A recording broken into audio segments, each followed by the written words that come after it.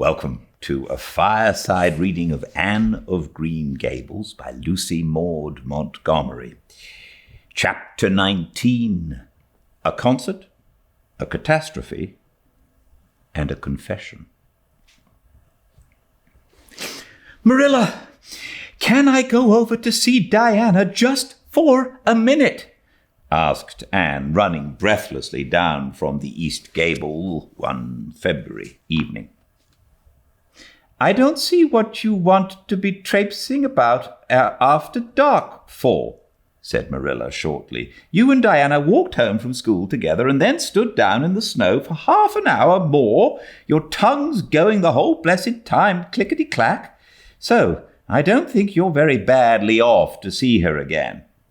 But she wants to see me, pleaded Anne. She has something very important to tell me. How do you know she has? Because she just signaled to me from her window. We have arranged a way to signal with our candles and cardboard. We set the candle on the windowsill and make flashes by passing the cardboard back and forth. So many flashes means a certain thing. It was my idea, Marilla. I'll warrant you it was, said Marilla emphatically. And the next thing you'll be setting fire to the curtains with your signaling nonsense. Oh, we're very careful, Marilla, and it's so interesting. 2 flashes mean, are you there? 3 flashes mean yes, and 4 flashes mean no. 5, come over as soon as possible because I have something important to reveal. Diana has just signaled 5 flashes, and I'm really suffering to know what it is.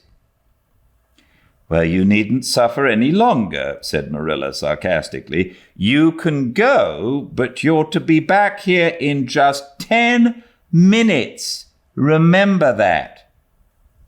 Anne did remember it and was back in the stipulated time, although probably no mortal will ever know just what it cost her to confine the discussion of Diana's important communication within the limits of 10 minutes. But at least she had made good use of them. Oh, Marilla, what do you think? You know tomorrow is Diana's birthday. Well, her mother told her she could ask me to go home with her from school and stay all night with her. And her cousins are coming over from Newbridge in a big pung sleigh to go to the debating club concert at the hall tomorrow night. And they're going to take Diana and me to the concert. If you will let us go, that is. You will, won't you, Marilla? Oh, I feel so excited. You can calm down then, because you're not going. You're better at home in your own bed, and as for that club concert, it's all nonsense, and little girls should not be allowed to go out to such places at all. I'm sure the debating club is a most respectable affair, pleaded Anne. I'm not saying it isn't, but you're not going to begin gadding about to concerts and staying out all hours of the night. Pretty doings for children. I'm surprised that Mrs. Barry's letting Diana go. But it's such a very special occasion, mourned Anne on the verge of tears. Diana has only one birthday in a year. It isn't as if birthdays were common things, Marilla. Prissy Andrews is going to recite "Curfew Must Not Ring" tonight. That is such a good moral piece, Marilla. I'm sure it would do me lots of good to hear it. And the choir are going to sing 4 lovely, pathetic songs that are pretty near as good as hymns. And oh, Marilla, the minister is going to take part. Yes, indeed he is. He's going to give an address. That will be just about the same thing as a sermon. Please, mayn't I go, Marilla? You heard what I said, Anne, didn't you? Take off your boots now and go to bed. It's past 8. There's just one more thing, Marilla, said Anne with the air of producing the last shot in the locker. Mrs. Barry told Diana that we might sleep in the spare room bed. Think think of the honor of your little Anne being put in the spare room bed. It's an honor you'll have to go along without. Go to bed, Anne, and don't let me hear another word out of you." When Anne, with tears rolling down her cheeks, had gone sorrowfully upstairs, Matthew, who had been apparently sound asleep on the lounge during the whole dialogue, opened his eyes and said decidedly, "Well now, Marilla, I think you ought to let Anne go." "I don't, then," retorted Marilla. "Who's bringing this child up, Matthew, you or me?" "Well, now you," admitted Matthew. "Don't interfere, then." "Well, now I ain't interfering. It ain't interfering to have your own opinion, and my opinion is that you ought to let Anne go." "You think I ought to let Anne go to the moon if she took the notion, I've no doubt," was Marilla's amiable rejoinder. "I might have let her spend the night with Diana if that was all, but I don't approve of this concert plan. She'd go there and catch cold like as not and have her head filled up with nonsense and excitement. It would unsettle her for a week. I understand that child's disposition, and what's good for it better than you, Matthew?" "I think you ought to let Anne go," repeated Matthew firmly. Argument was not his strong point, but holding fast to his opinion certainly was. Marilla gave a gasp of helplessness and took refuge in silence. The next morning, when Anne was washing the breakfast dishes in the pantry, Matthew paused on his way out to the barn to say to Marilla again, "I think you ought to let Anne go, Marilla." For a moment, Marilla looked things not lawful to be uttered.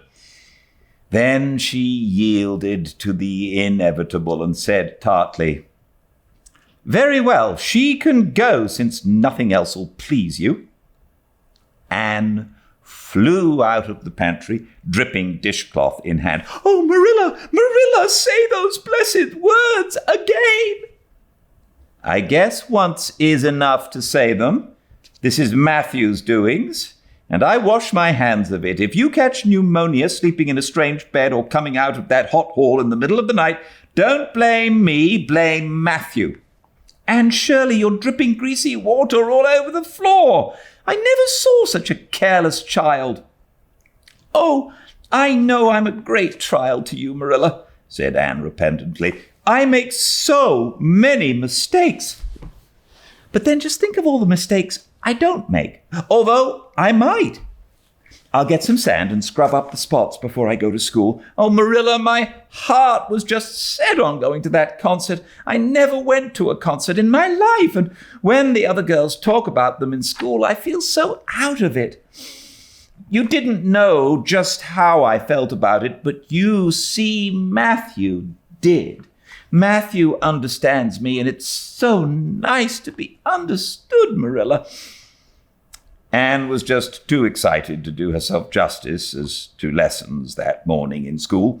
Gilbert Blythe spelled her down in class and left her clear out of sight in mental arithmetic. Anne's consequent humiliation was less than it might have been, however, in view of the concert and the spare room bed. She and Diana talked so constantly about it all that day that with a stricter teacher than Mr. Phillips, dire disgrace must inevitably have been their portion. Anne felt that she could not have borne it if she had not been going to the concert, for nothing else was discussed that day in school. The Avonlea Debating Club, which met fortnightly all winter, had several smaller free entertainments, but this was to be a big affair, admission 10 cents in aid of the library. The Avonlea young people had been practicing for weeks, and all the scholars were especially interested in it by reason of older brothers and sisters who were going to take part. Everybody in school over 9 years of age expected to go, except Carrie Sloane, whose father shared Marilla's opinions about small girls going out to night concerts. Carrie Sloane cried into her grammar all the afternoon and felt that life was not worth living. For Anne, the real excitement began with the dismissal of school and increased therefrom in crescendo until it reached to a crash of positive ecstasy in the concert itself. They had a perfectly elegant tea, and then came the delicious occupation of dressing in Diana's little room upstairs.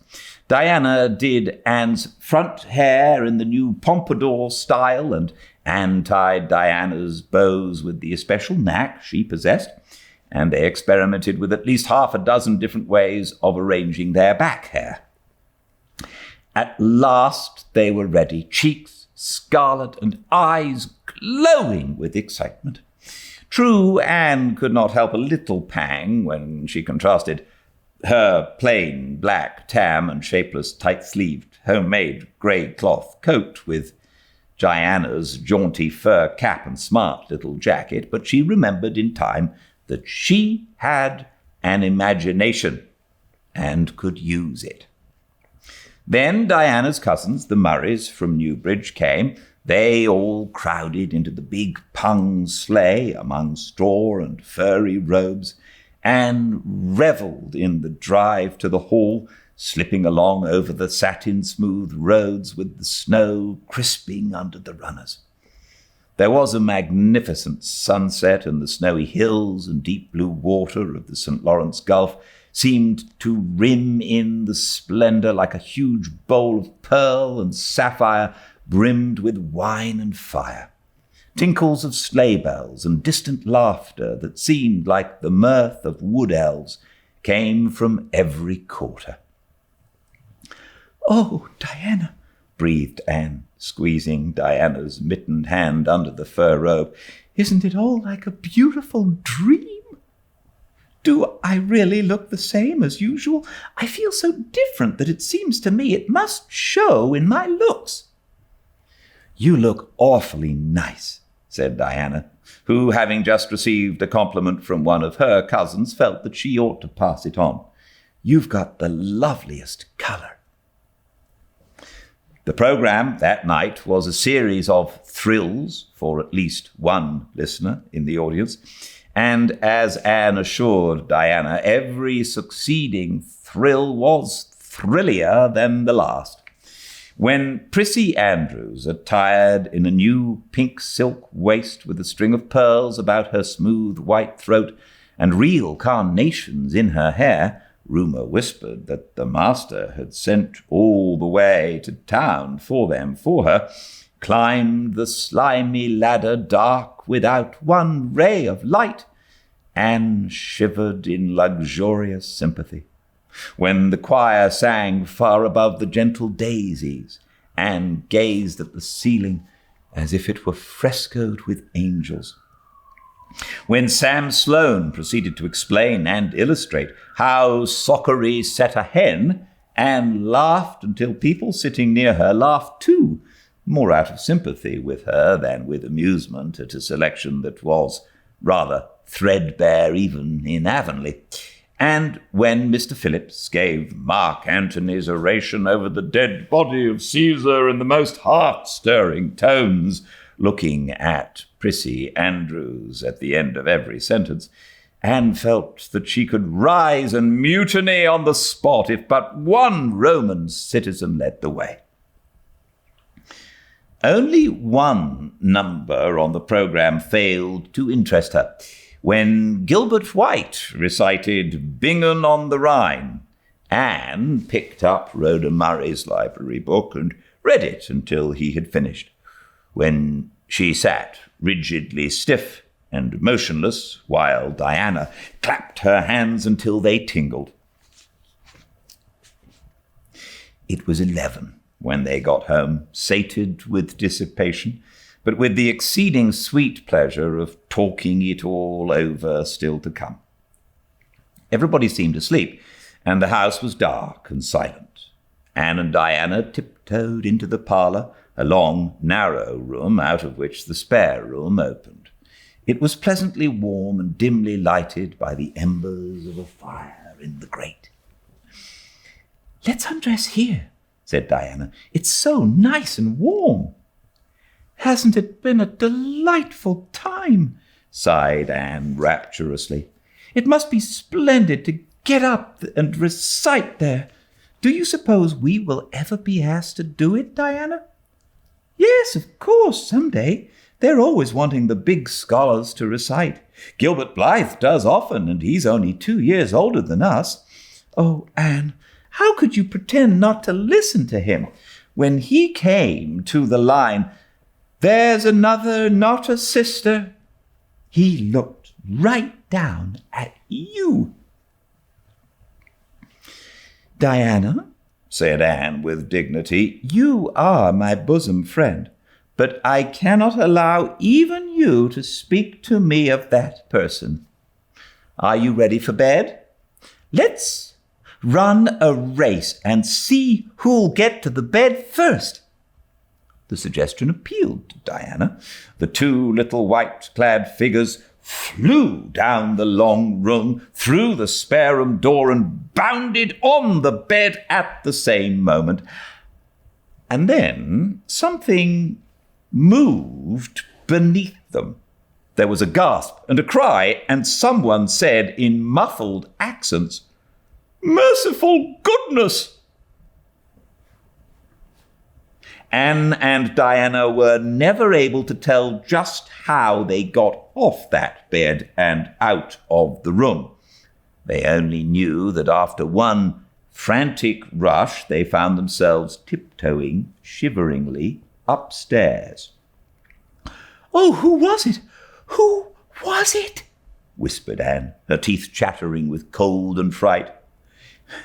"It was Aunt Josephine," said Diana, gasping with laughter. "Oh, Anne, it was Aunt Josephine. However she came to be there. Oh, and I know she will be furious. It's dreadful. It's dreadful, really. But did you ever know anything so funny, Anne?"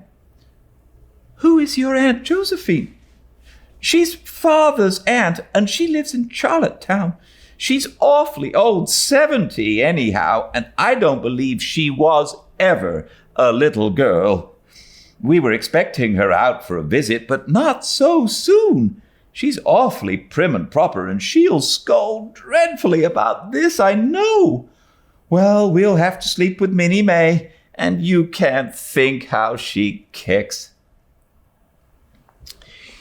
Miss Josephine Barry did not appear at the early breakfast the next morning. Mrs. Barry smiled kindly at the two little girls. "Did you have a good time last night?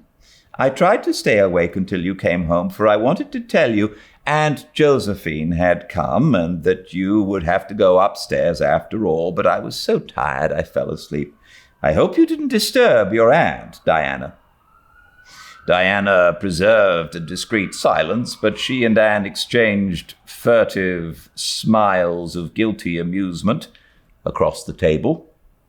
Anne hurried home after breakfast, and so remained in blissful ignorance of the disturbance, which presently resulted in the Barry household until the late afternoon, when she went down to Mrs. Lynde on an errand for Marilla.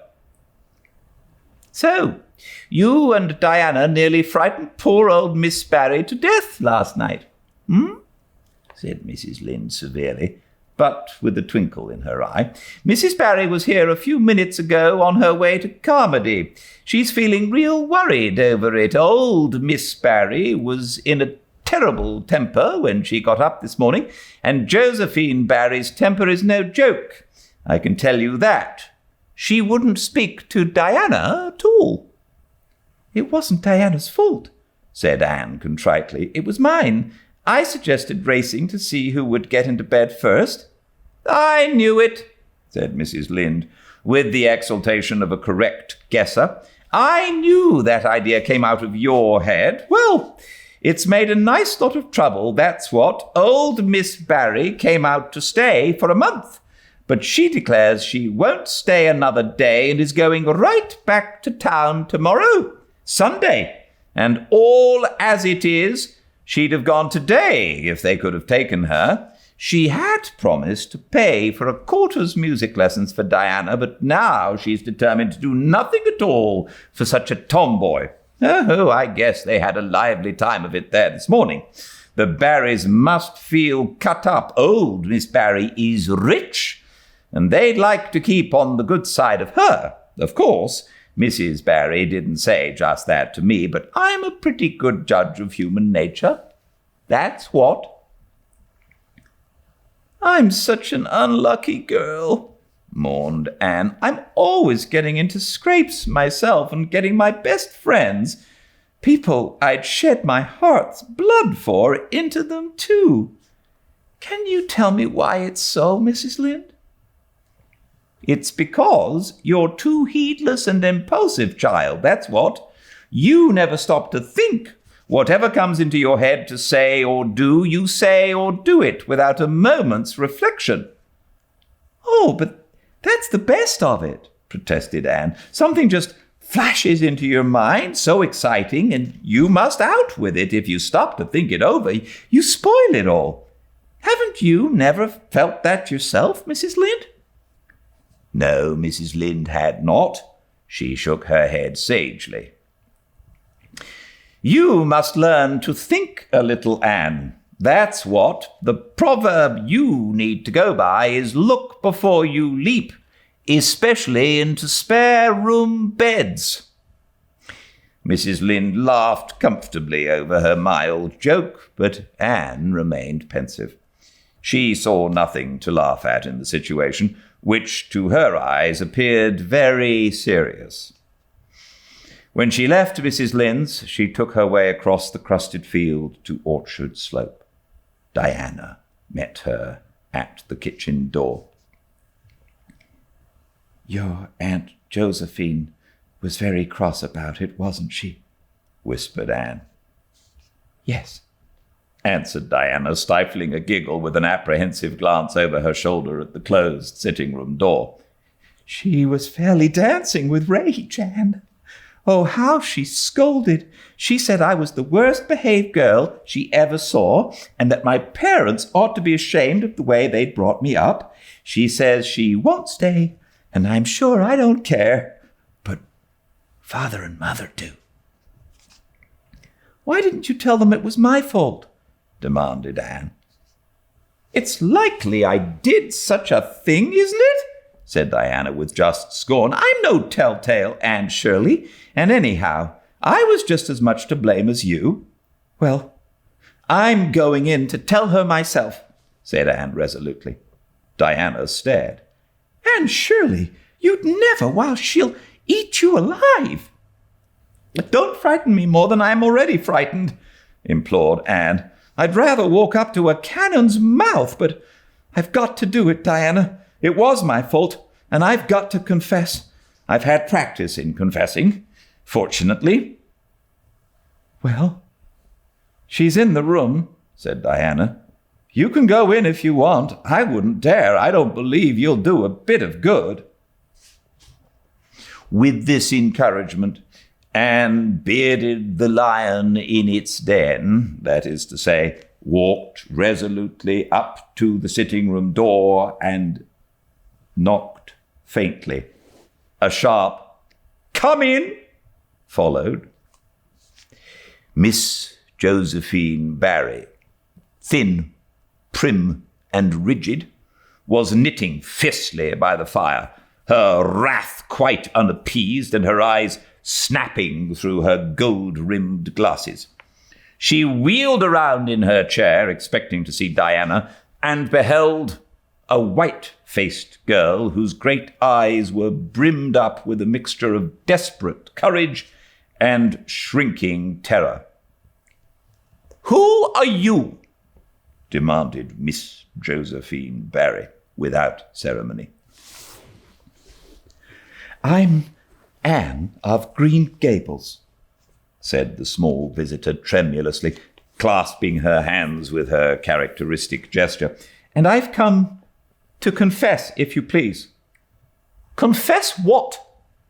"That it was all my fault about jumping into bed on you last night. I suggested it. Diana would never have thought of such a thing, I'm sure. Diana is a very ladylike girl, Miss Barry. So you must see how unjust it is to blame her." "Oh, I must, hey? I rather think Diana did her share of the jumping at least. Such carryings on in a respectable house." "But we were only having fun," persisted Anne. "I think you ought to forgive us, Miss Barry, now that we've apologized. And anyhow, please forgive Diana and let her have her music lessons. Diana's heart is set on her music lessons, Miss Barry, and I know too well what it is to have your heart set on a thing and not get it. If you must be cross with anyone, be cross with me. I've been so used in my early days to having people cross at me that I can endure it much better than Diana can." Much of the snap had gone out of the old lady's eyes by this time, and was replaced by a twinkle of amused interest. But she still said severely, "I don't think it is any excuse for you that you were only in fun. Little girls never indulged in that kind of fun when I was young. You don't know what it is to be awakened out of a sound sleep after a long and arduous journey by two great girls coming bouts down on you." "I don't know, but I can imagine," said Anne eagerly. "I'm sure it must have been very disturbing.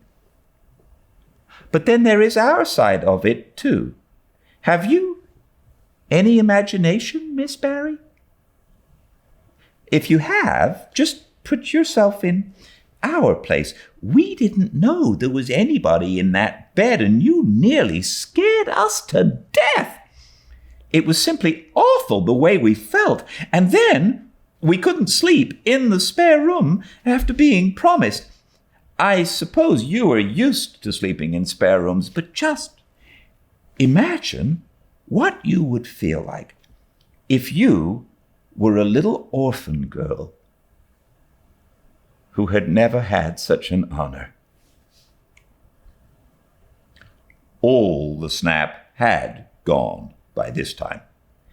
Miss Barry actually laughed, a sound which caused Diana, waiting in speechless anxiety in the kitchen outside, to give a great gasp of relief. "I'm afraid my imagination is a little rusty. It's so long since I used it," she said. "I dare say your claim to sympathy is just as strong as mine.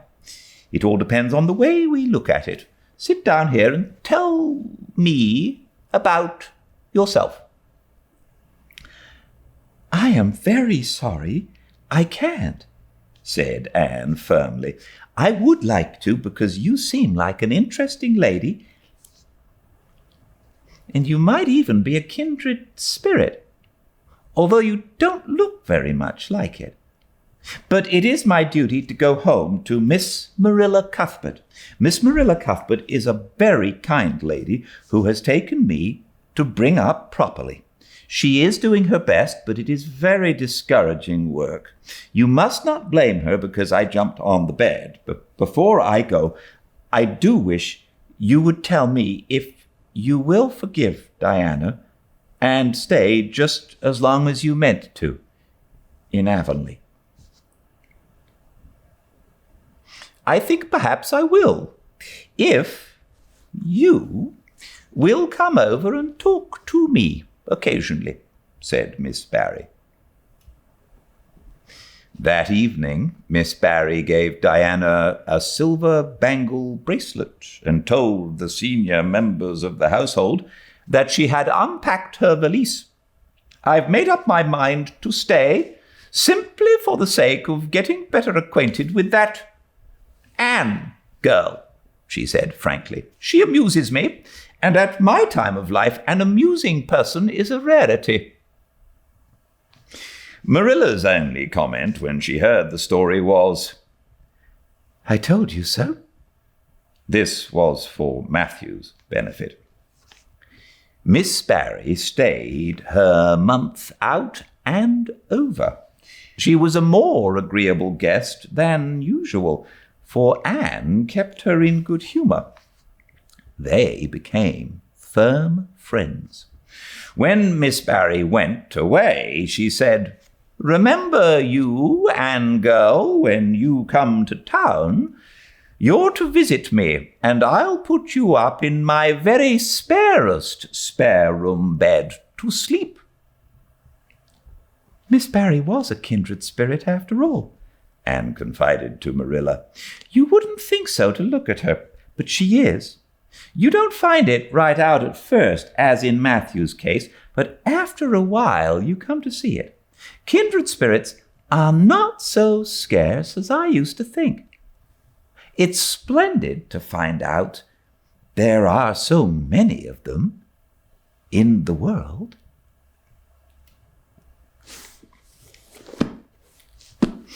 Thanks for joining me. This is a lovely book. I really enjoy reading it, and thank you for coming along. I'll see you all tomorrow, same time, 5 Pacific, at Fireside Reading on Instagram, and all the chapters will be uploaded to the YouTube channel pretty swiftly after they're done. Until I see you all again, please stay very well. Good night.